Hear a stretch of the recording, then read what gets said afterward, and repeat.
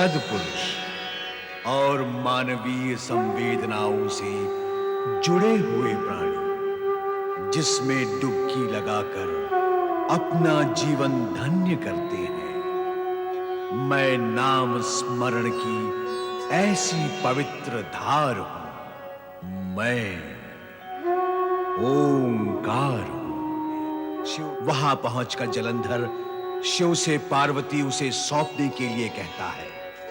शिव शुक्राचार्य को प्रताड़ित करते हैं कि उन्होंने शिव आराधना करके शिव द्रोह भी किया। शिव के ध्यान से एक शक्ति उत्पन्न होती है जो शुक्राचार्य को उठाकर सागर में फेंक देती है।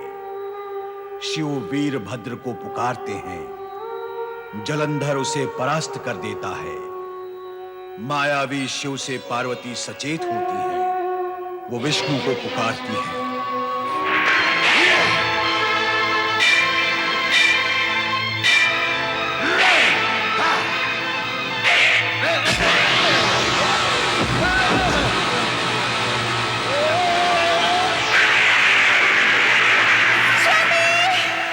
क्या हुआ महारानी, क्या हुआ?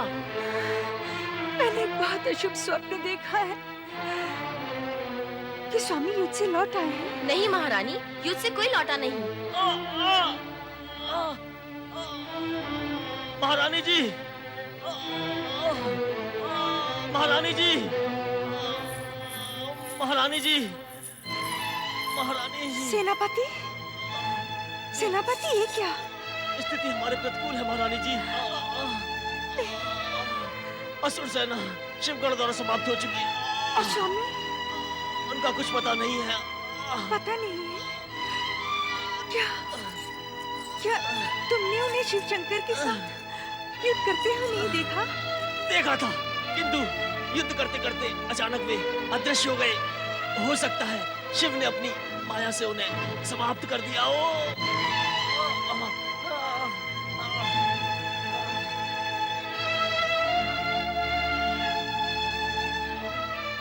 मेरा सतीत्व जब तक पवित्र है तब तक मेरे स्वामी का कोई भी बाल बांका नहीं कर सकता, नहीं कर सकता।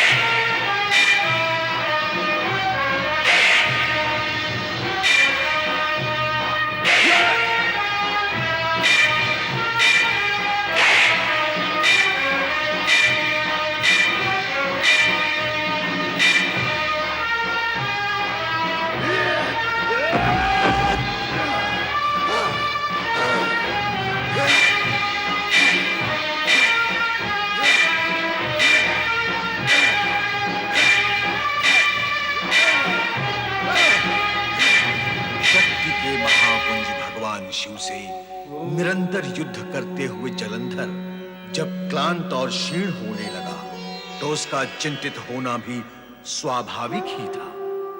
दूसरी ओर श्री हरि विष्णु माता पार्वती के इस अद्भुत किंतु उद्देश्यपूर्ण प्रस्ताव से गंभीर, चिंतित एवं किंग कर्तव्य विमूढ़ थे। जब माता लक्ष्मी ने उनकी इस दुविधा का कारण पूछा। स्वामी, आप किस चिंता और सोच में डूबे हैं? देवी पार्वती ने मुझे धर्म संकट में डाल दिया है देवी। कैसा धर्म संकट स्वामी? क्या बताएं और कैसे बताएं? इस विषय में मौन रहना ही उत्तम होगा। समय आने पर तुम्हें सब ज्ञात हो जाएगा देवी। समय तो इस समय भी आया हुआ है। आप मुझे ज्ञात कराएं कि कैसा धर्म संकट है। हठ ना करो देवी। मैं हठ नहीं, आग्रह कर रही हूँ स्वामी। वो भी ना करो। आग्रह करने का अधिकार तो मुझे है। पति पर धर्म संकट आया हो और पत्नी को ज्ञात ना हो, क्या पत्नी के लिए यह धर्म संकट नहीं है?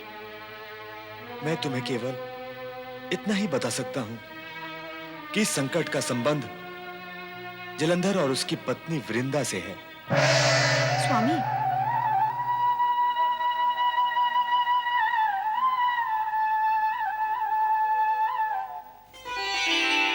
ओम हरि हराय नमः।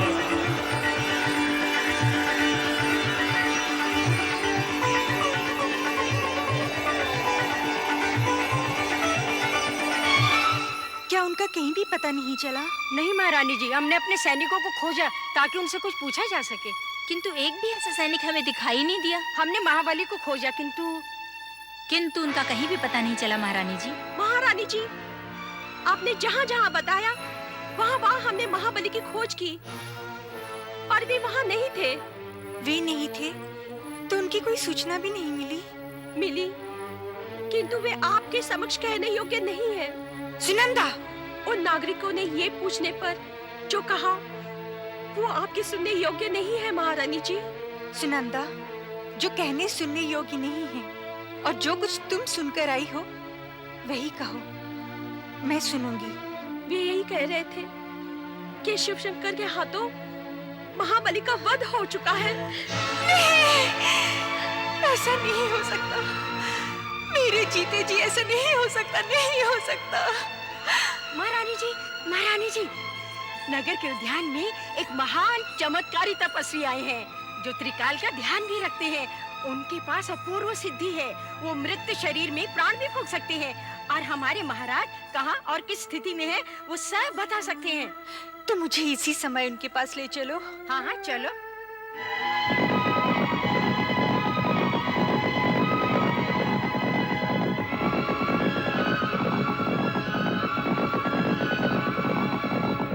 ओम हरि हराय नमः। ओम हरि हराय नमः। ओम हरि हराय नमः। ओम हरि हराय नमः। ओम हरि हराय नमः। ओम हरि हराय नमः। ओम हरि हराय नमः। ओम हरि हराय नमः। प्रश्न के लिए क्षमा करें महायोगी राज। सुना है आप त्रिकालदर्शी हैं और मृत शरीर में भी प्राण फूंक सकते हैं। अपनी पीड़ा कहो महारानी। मैं अपने पतिदेव के विषय में जानना चाहती हूँ। महाबली जलंधर के विषय में? हाँ हाँ योगी राज।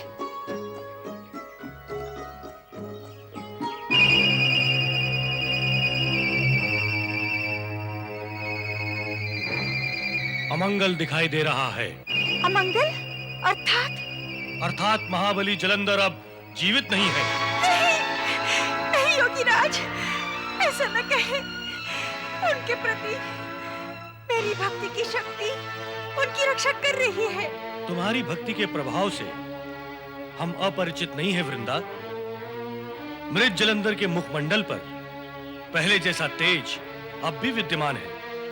तो योगी राज, मुझे मेरे पति के पास भेज दे। हमारे होते हुए इतना कष्ट क्यों वृंदा? तुम्हारे मृत पति जलंधर का शरीर हम यही मंगवा देते हैं।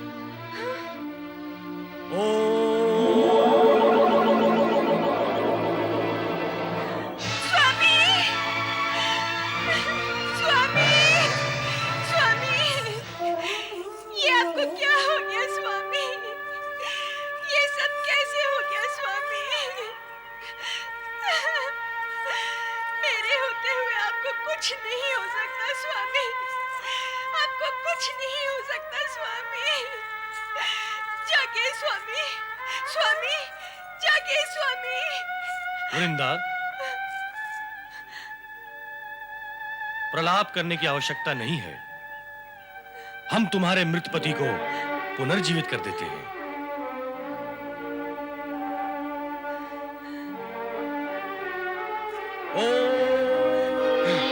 स्वामी, स्वामी, स्वामी, स्वामी, स्वामी।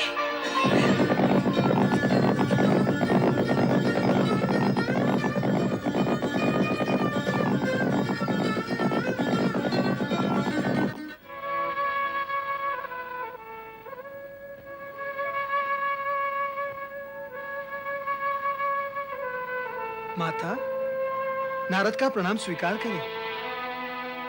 ये क्या, आप अकेली हैं, वो भी उदास? महाप्रभु कहाँ गए हैं? नारद, जिस सरलता से तुमने इतने सारे प्रश्न पूछ डाले, उसी सरलता से मैं तुम्हारे सभी प्रश्नों का उत्तर नहीं दे सकती। प्रश्न पूछना मेरा आशय नहीं था। महाप्रभु को न देखकर मैं असमंजस में हूँ। वो तो मैं भी हूँ, क्योंकि वे किसी धर्म संकट की बात कहकर अचानक अंतर्ध्यान हो गए। स्पष्ट रूप से उन्होंने मुझे कुछ भी नहीं बताया, केवल इतना कहा कि इस धर्म संकट का संबंध जलंधर और वृंदा से है। नारायण नारायण, इसीलिए आप उदास हैं माता? स्वाभाविक है। स्थिति समझा करो नारद। समझ गया माता, मैं सब समझ गया, स्थिति भी और परिस्थिति भी। क्या समझ गए? यही कि इस धर्म संकट का संबंध जितना आपके भ्राता महाबली जलंधर और महारानी वृंदा से है, उतना ही संबंध भगवान भोलेनाथ और माता पार्वती से भी है। नारद, तुम संबंधों की जोड़-तोड़ बैठाने में पटु हो, पर यहाँ शिव पार्वती की चर्चा कहाँ से आ गई? ऐसे गई माता।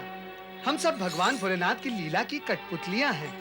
भगवान भोलेनाथ हमें जैसे नचाते हैं, हमें नाचना पड़ता है।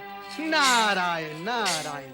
परंतु आप चिंता न करें, भगवान श्री हरि विष्णु शीघ्र ही अपना कार्य पूर्ण कर लौट आएंगे। श्री हरि विष्णु ने जलंधर के मृत मायावी शरीर को प्रकट करके वृंदा को आश्वस्त कर दिया था कि जलंधर जीवित है और शेष कार्य को पूर्ण करने हेतु श्री हरि विष्णु ने ऐसी लीला रची जिसके परिणाम स्वरूप जलंधर का अंत होना निश्चित था। इस लीला के प्रभाव से वृंदा का मन अशांत और पीड़ित हो उठा। उसे सांत्वना देते हुए श्री हरि विष्णु ने कहा, तुम्हारे मन की पीड़ा की शांति के लिए मैं तुम्हें वरदान देता हूं कि देवी लक्ष्मी की प्रतीक तुलसी में तुम सदा सदा के लिए निवास करके पूज्यता प्राप्त करोगी। सौभाग्यवती स्त्रियां तुम्हारी पूजा करके सौभाग्य का सम्मान प्राप्त करेंगी। इतने पर भी अब मेरे जीवित रहने का कोई अर्थ नहीं है। मैं जा रही हूँ। ओम नमः शिवाय।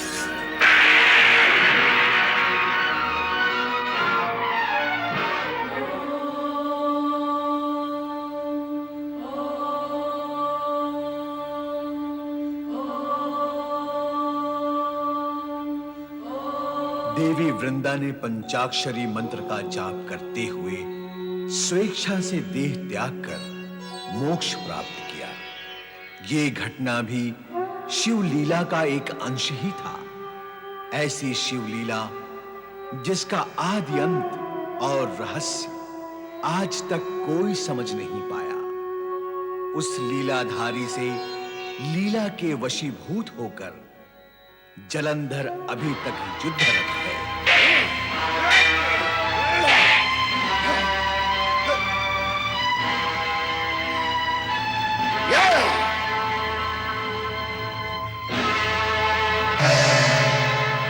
पार्वती को पाना ही मेरा एकमात्र लक्ष्य है। अब कोई तुम्हारी रक्षा नहीं कर सकता महादेव। मैं तुम्हारा अंत कर दूंगा।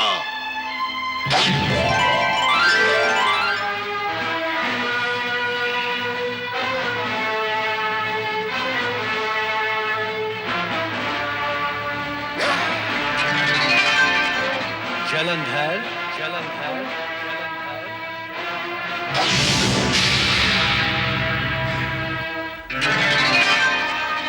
मायावी जलंधर, मायावी जलंधर,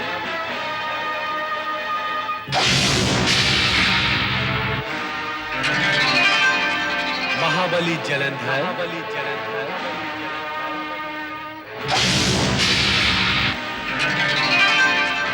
दैत्यराज जलंधर, दैत्यराज जलंधर,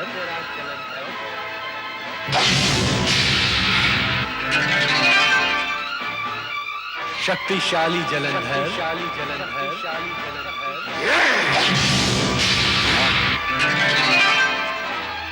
दैत्य सम्राट जलंधर, जलंधर,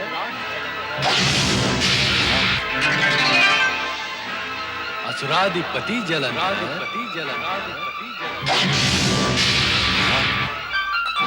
दुष्ट जलंधर,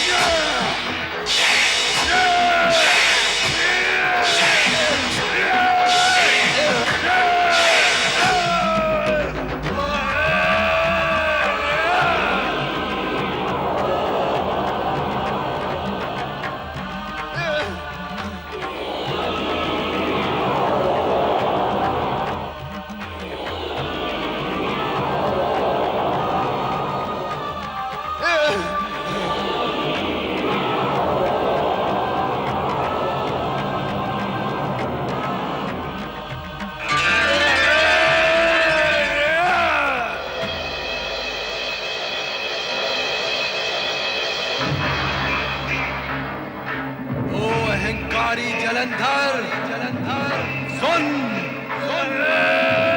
तेरा मृत्यु खंड बज रहा है। तेरे पाप का घड़ा भर चुका है। तेरा अंतकाल समीप है।